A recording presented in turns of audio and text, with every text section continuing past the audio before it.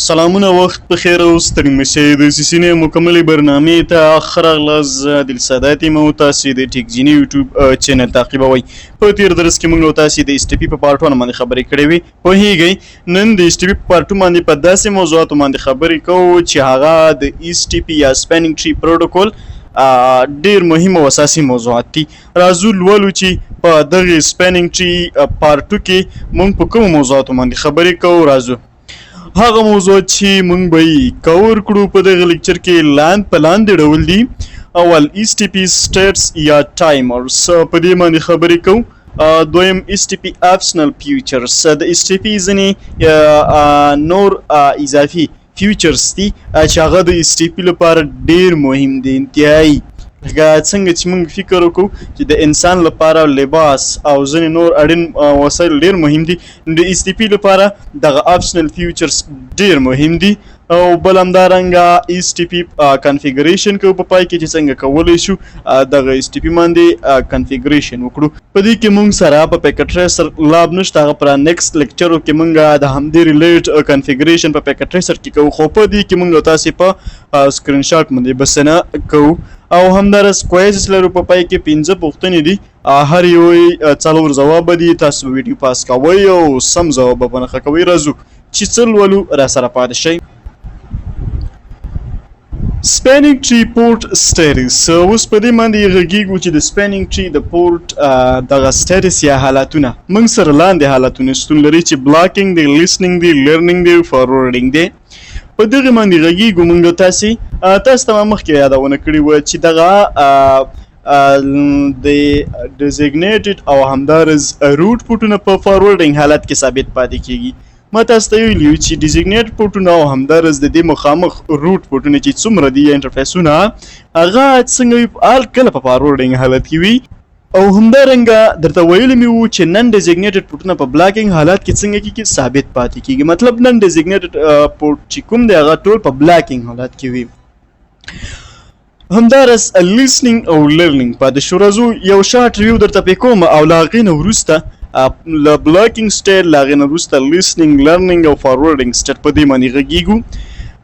دغه لیسنینګ او لرنینګ حالاتونه موقتي ترانزیشنل حالاتونه دي چې د انټرفیس د فعالېدو پر مهال یا کله چې بلاکینګ پورټ د نیټورک ټاپالوژي د بدلون له امله باید فارورډینګ حالت ته لاړ شي، ترې تیریږي. په مقصد باندې تاسې ورسېدئ. د لیسنینګ او لرنینګ حالتونه دا موقتي حالتونه دي. کله چې یو انټرفیس په بلاکینګ حالت کې وي بای ډیفالت او دا غواړي ځان کوم حالت لبوزي، فارورډینګ حالت لبوزي، نو په دې وخت کې دا له دوه حالتونه تیریږي چې یو لیسنینګ دی او بل لرنینګ دی. او دا دواړه ترانزیشنل حالتونه دي او موقتي دي. صحیح ده. موقتي څنګه مطلب د دې خپل وخت دی چې هغه وخت ختم شي نو دا لومړی لیسنینګ نه او له هغې نه وروسته لرنینګ حالت څخه څنګه ځي وځي. نو دا دی تاسو په لیسنینګ او لرنینګ باندې هم پوه شئ. راځو اوس لولو بلاکینګ حالات لولو. صحیح ده. یا بلاکینګ سټیټس لولو. نن ډیزیګنیټډ پورټس یا غیر ټاکل شوي پورټونه، ګوره ډیزیګنیټ په خپله ټاکل کېدلو ته وایي او نن ډیزیګنیټډ غیر ټاکل شوي پورټونه په بلاکینګ حالات کې وي. دا مې تاسو ته مخکې هم لوستل. هغه انټرفیسونه چې په بلاکینګ حالات کې وي په عملي ډول غیر فعال وي ترڅو د نیټورک لوپ مخه ونیول شي. نو په دې مې تاسو په خپله ښه پوهېږئ چې هغه انټرفیسونه چې په بلاکینګ حالات کې وي دا غیر فعال وي او د دې په خاطر باندې چې په نیټورک کې د لوپینګ مخه ونیول شي. په دې هکله مې تاسو ته مخکې لوستي دي چې د روټ بریج په ټاکل کېدلو سره کوم یو په بلاکینګ حالت کې پاتې کېږي، کوم یو په ډیزیګنیټډ وي او کوم یو روټ پورټ وي. هغه انټرفیسونه چې په بلاکینګ حالات کې وي عادي شبکه، عادي نیټورک ټرافیک نه لیږي او نه ترلاسه کوي. دا معلومه خبره ده. بلاک په خپله بندېدلو ته وایي. هغه انټرفیسونه چې په بلاکینګ حالات کې وي د STP BPDUs نه لیږي او نه ترلاسه کوي. نو دا معلومه خبره ده. کوم انټرفیس چې په بلاکینګ حالات کې وي نو څنګه به هغه BPDUs میسج واخلي یا به ولېږي. هغه انټرفیسونه چې په بلاکینګ حالات کې وي دا میک ادرسونه نه زده کوي. نو دلته مهمه خبره دا ده چې دې ته کوم ټریفیک نه فارورډ کیږي نو دا په کوم ترتیب باندې دغه مقابل طرف میک ادرس زده کړي. اوس راځو په لیسنینګ حالت باندې غږیږو چې دا څه ډول حالات دی. په بلاکینګ باندې موږ وغږیدو. د بلاکینګ حالت نه وروسته هغه انټرفیسونه چې په ډیزیګنیټډ یا روټ رول ولري د لیسنینګ حالت ته داخلیږي.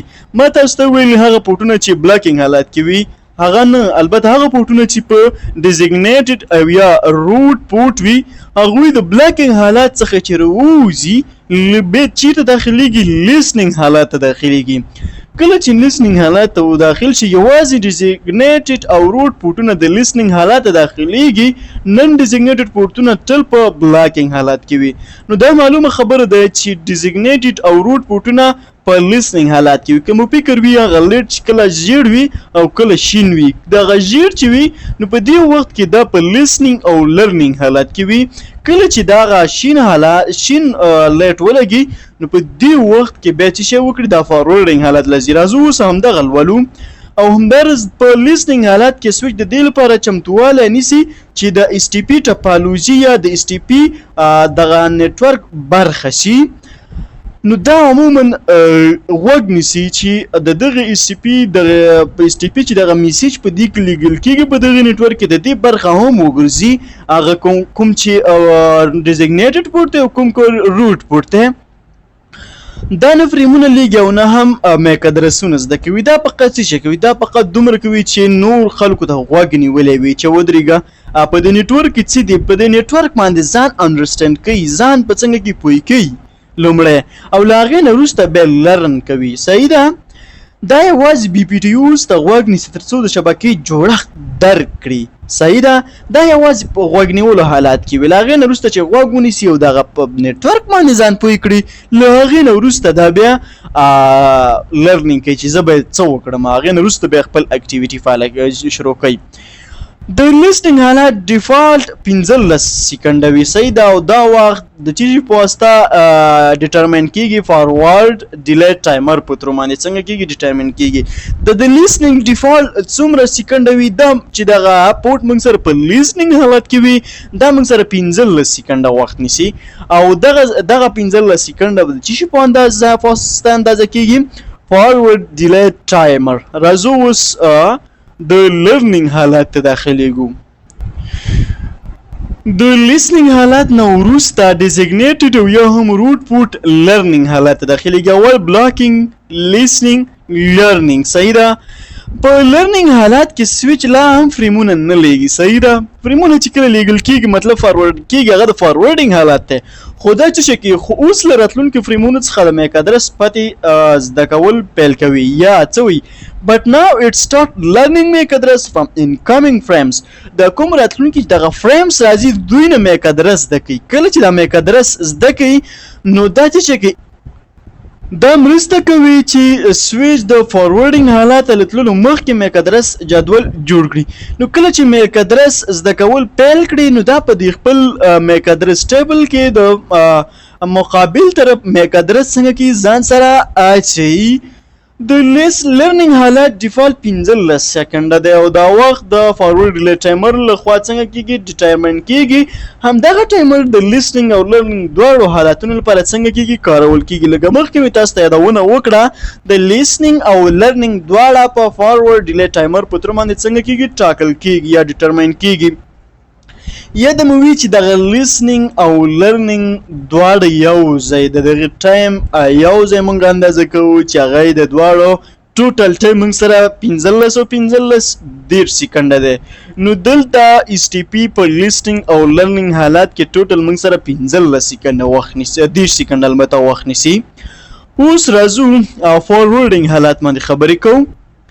په فارورډینګ حالت کې پورټ په بشپړ ډول فعال وي، دا معلومه خبره ده. او دا فريمونه لیږي د میک ادرس پاتې زده کوي او بي پی ډي یوز لیږي او ترلاسه کوي. it forwards frame learn MAC address and send receive BPDUs. نو دا عموما فارورډینګ حالت کې وي، مقابل طرف میک ادرس دته یو ته بل ته فارورډ کوي او زده کوي او بي پی ډي یوز لیږي او ترلاسه کوي په 2 سکند کې، په 2 سکند کې. دا د اس ټي پي وروسته فعالیت دی چې په دې کې عادي ډیټا ټرافیک جریان لري. This is the final active status in STP where normal data traffic flow. خو اوس راځو د سپیننګ ټری په ټایمرز باندې غږیږو. لومړی موږ سره د هیلو ټایمرز. د سپیننګ ټری ځینې خپل وختونه دي چې هغې کې دغه بي پی ډي یوز ځینې سلیکشن ترسره کېږي. صحیح ده. لومړی هیلو ټایم دی. هیلو ټایم موږ سره ډیفالټ ویلیو دا ټول موږ سره 2 سیکنډ. تاسو ته ما ویلي دي چې هیلو ټایم یا کله چې بي پی ډي یوز په نیټورک کې لیږل کېږي د دغه اس ټي پي میسیج د 2 سیکنډه وخت نیسي. صحیح ده. د دې نه د هیلو ټایم نه مطلب دا دی هاو آفن د روټ بریج سینډ بي پی ډي یوز. مطلب هم دا دی چې څومره ځل دغه روټ بریج دغه بي پی ډي یوز په نیټورک کې څنګه کې فارورډ کوي. اوس راځو په دې باندې غږیږو. دلته موږ سره د نیټورک هماغه پخوانی ټاپالوجي ده او دلته کله چې یو نیټورک کنورټ شوی نه مطلب بشپړ شوی نه الیکشن پکې نه وي ترسره شوی نو هغه په بای ډیفالټ حالت کې په لومړي سر کې یو بل ته څنګه کې په 2 سیکنډه کې دغه هیلو ټایمرز یا بي پی ډي یو لګي. کله چې دا کنورټ شو په مطلب په هغه بشپړ شو په هغې کې دغه روټ بریج وټاکل شو. لکه دلته چې موږ سره روټ بریج دی سویچ 1. نو په دې وخت کې دغه روټ بریج دغه بي پی ډي یو څنګه کې سینډ کوي. دلته تاسو ګورئ دا په 2 سیکنډه کې دغه بي پی ډي یو څنګه کړه دی سینډ کړه. بیا دا په 2 سیکنډه کې دا بي پی ډي یو مقابل طرف ته څنګه کې سینډ کوي او نور سویچزونه څنګه کېږي دا بي پی ډي یو څنګه کوي مقابل طرف په ډیزیګنیټډ پورټونو باندې څنګه کې سینډ کوي.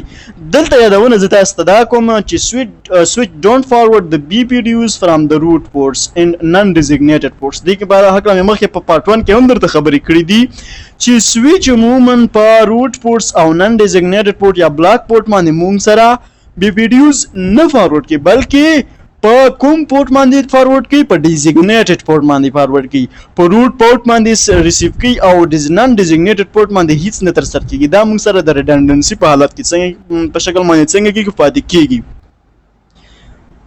بل یو د موږ سره هغه مکس ایچ دی چې دا د دې ټول وخت 20 سیکنډ دی او د دې نه هدف دا دی چې دې خو مې تاسو ته لیکلی دی ټایم ا سویچ to wait without BPDUs before considering the path invalidity or how long an interface will wait after causing to receive hello BPDUs to change the STP topology. نو هدف لدینه دا د تاسو ته مخکې ویلی و چې هیلو ټایم هر 2 سیکنډ بعد لیږل کېږي. صحیح ده.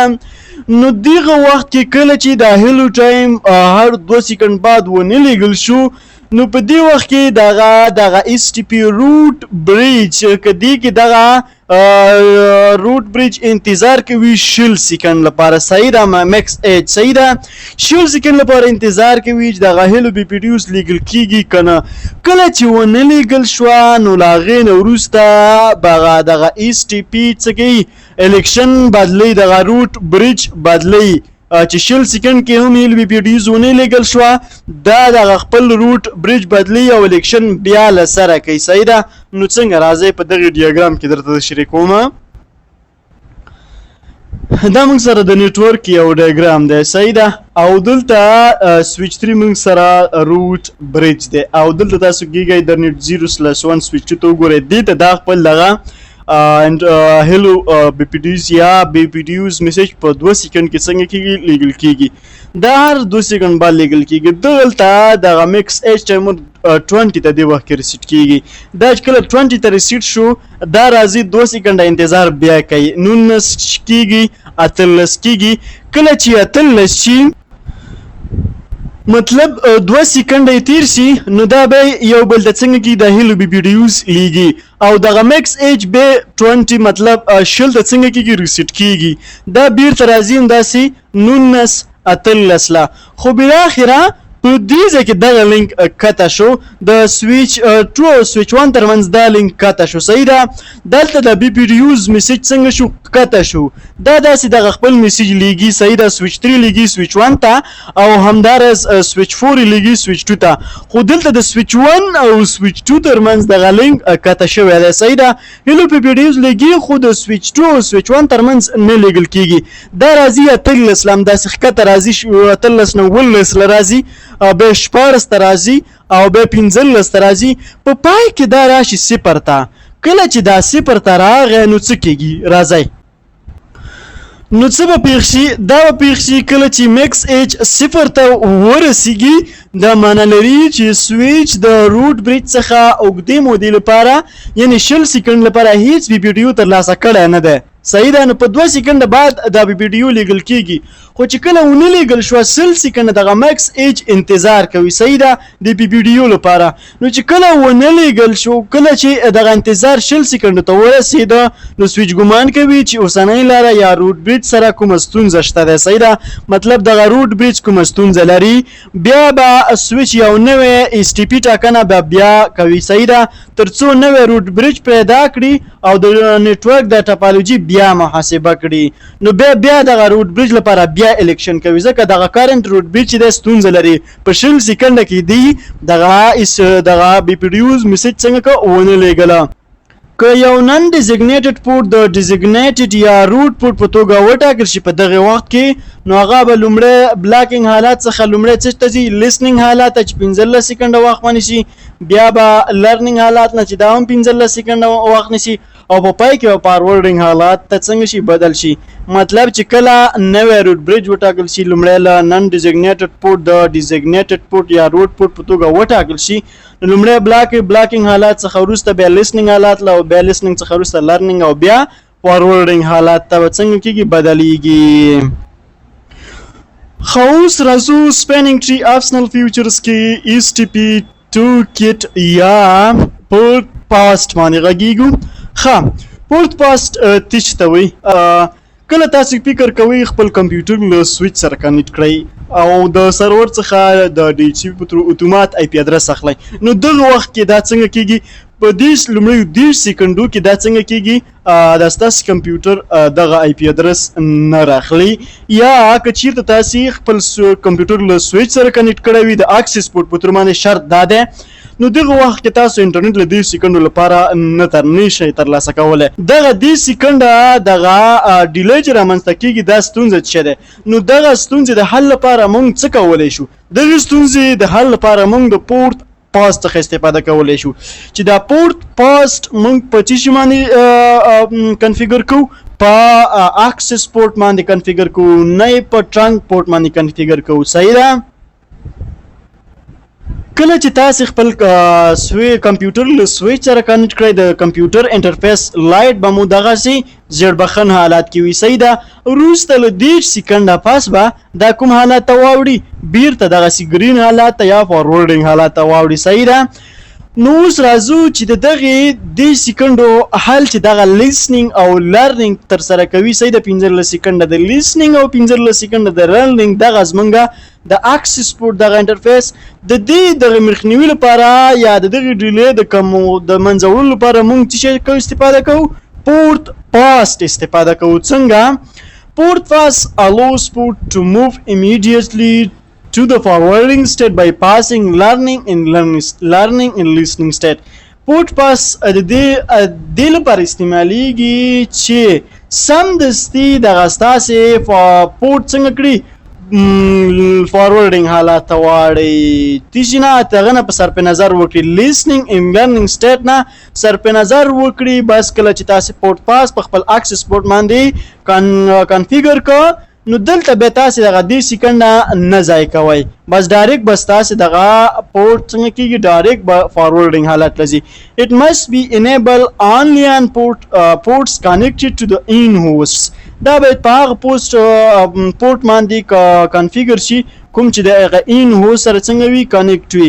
If enable connected to another switch it could cause a little loop.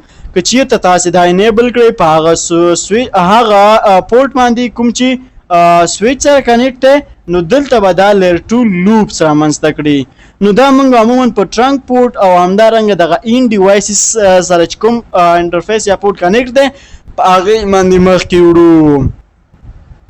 څنګه په کومو کمانډونو په ترو باندې په دغه کمانډ په ترو باندې انټرفیس ګیګیدرنټ 0/1 باندې زه غواړم چې PortFast کنیکټ کړم نو زه طریقې ما سپینینګ شي PortFast نو دلته کله چې تاسو دا کنفیګر کړه نو په دې وخت کې بس تاسو دغه 10 سکنده وخت ضایع نشي ډایرکټ به لیسنینګ او لرنینګ حالات ته نه ګوري ډایرکټ بس تاسو دغه پورټ فارورډینګ حالات لاړ شي. لاندې وارنینګ درکړی دی فورس با should only be enable and ports connected to a single host. صحیح ده. we port pass باید چې په تشي باندې connect to یو single host سره connect to په هغې باندې تاسو باید port pass enable کړئ. connecting hub connectors switch bridges etc to this interface when port pass enabled can cause temporary bridging loop using with caution. نو هدف د دې نه دا دی که چیرته تاسې کنیکټ هب سره کنسنټریټر سره همدارنګه سویچ سره او بریج سره دغه سویچ هم انټرفیس مو کنیکټ وي او تاسې په هغې باندې پورټ پاس انیبل کړئ نو دلته به تاسې لیر 2 لوپس په دې کې څنګه شي رامنځته شي.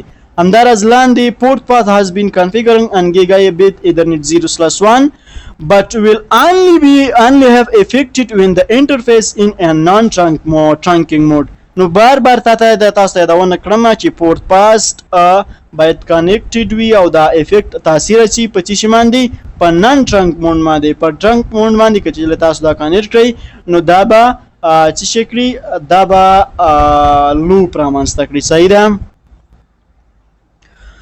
اوس راځو BPDU Guard پاک لولو. هغه BPDU Guard هم موږ په اکسس پورټ باندې کنفیګر کوو د څه لپاره د سکیورټي لپاره. څنګه سکیورټي لپاره ګارد په خپل سکیورټي ته وی. صحیح ده.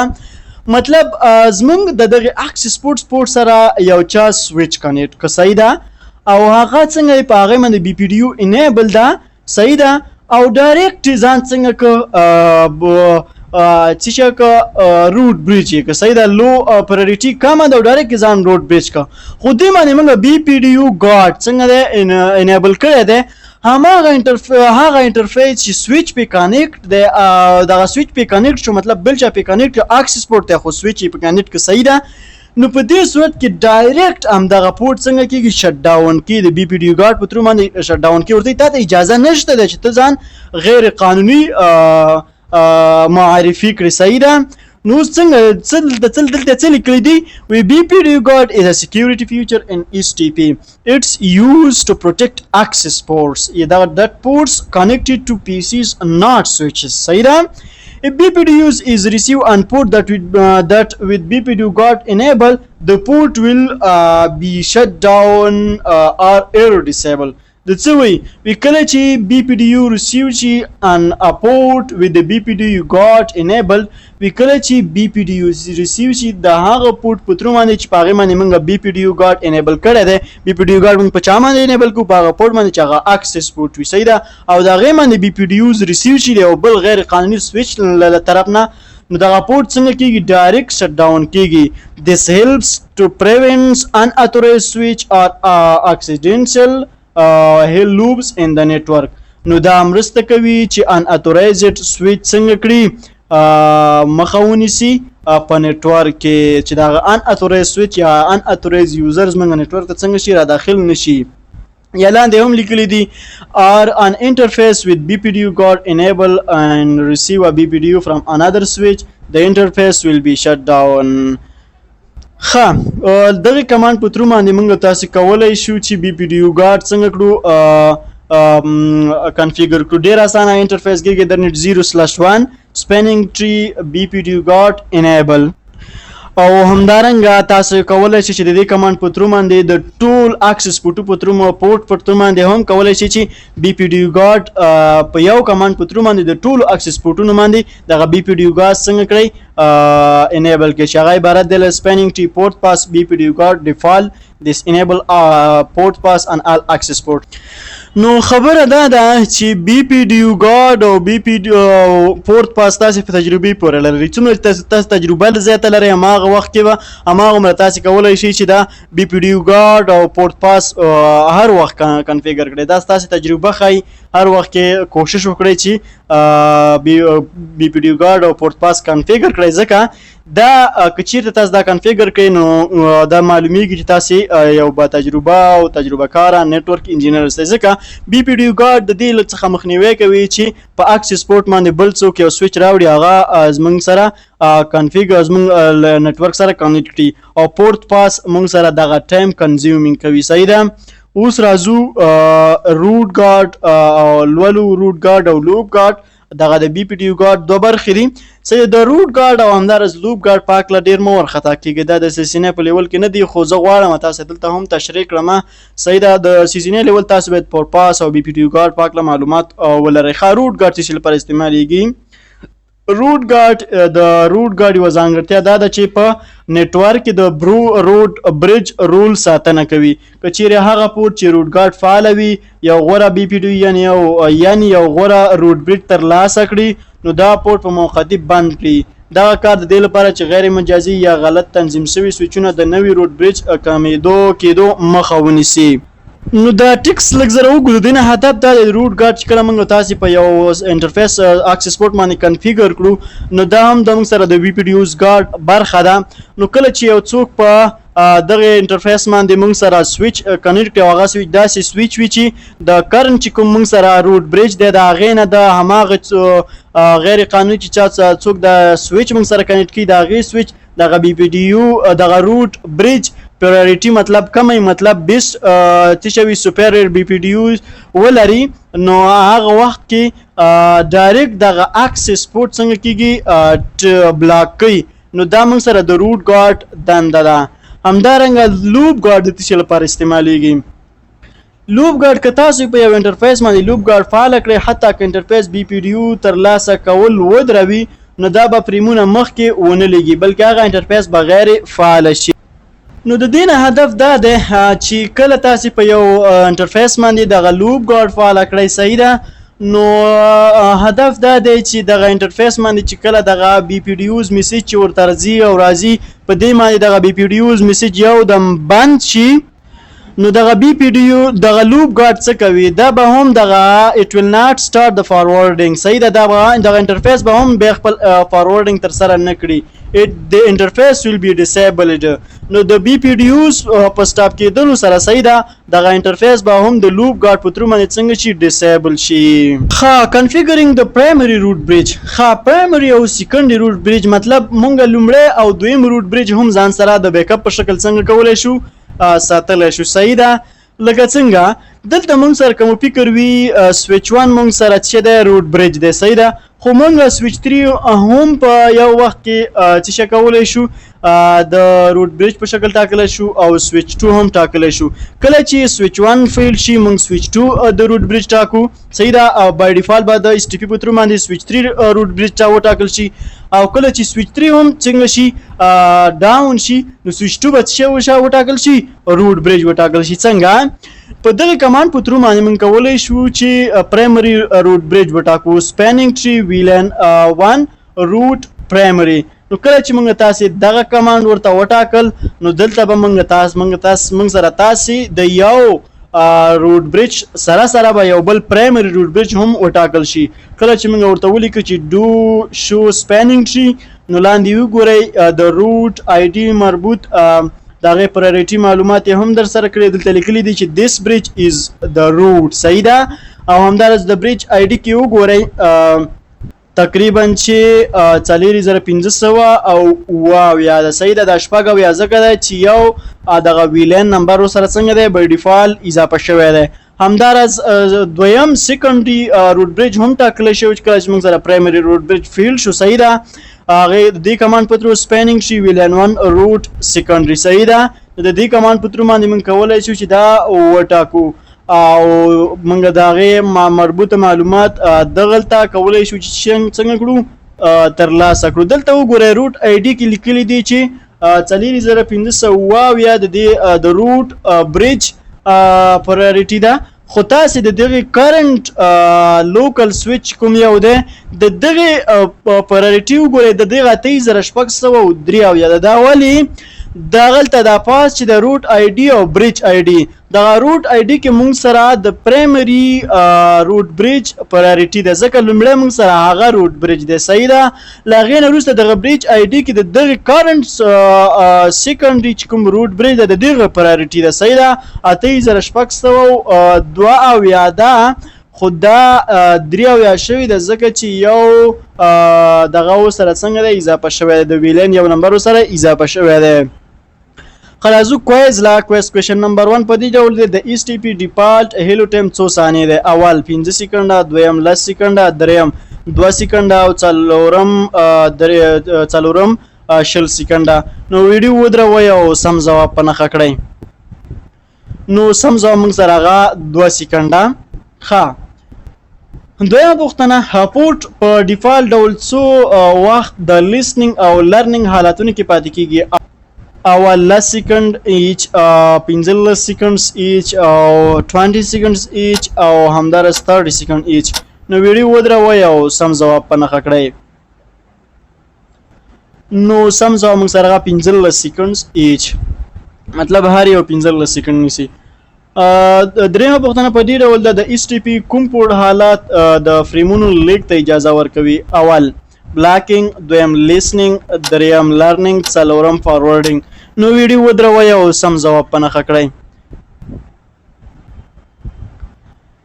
نو سم ځواب موږ سره هغه فارورډینګ دی. څلورمه پوښتنه، که مکس ایچ ټایمر په یو پورټ باندې ختم شي نو څه پیښیږي؟ نو ډیره ښه پوښتنه ده. اول پورټ شټ ډاون، دویم STP recalculates the topology، دریم پورټ goes to the forwarding، څلورم پورټ goes to the learning.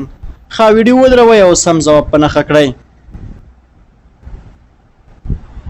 نو سم ځواب موږ سره هغه STP recalculates the topology. نو کله چې مکس ایچ 0 ته ښکته شو صحیح ده او هیلو PPDUs رانغله نو د دا به څنګه شي؟ بیا به دغه STP recalculate کړي، مطلب روټ برج به بیا ټاکي. ښه پنځمه پوښتنه په دې ډول ده، د BPDU Guard څه کوي؟ اول forward BPDUs to routers، دویم block BPDUs on a trunk ports، دریم disable port if BPDU is received او څلورم allow root bridge election. نو ویډیو ودروئ او سم ځواب په نښه کړئ.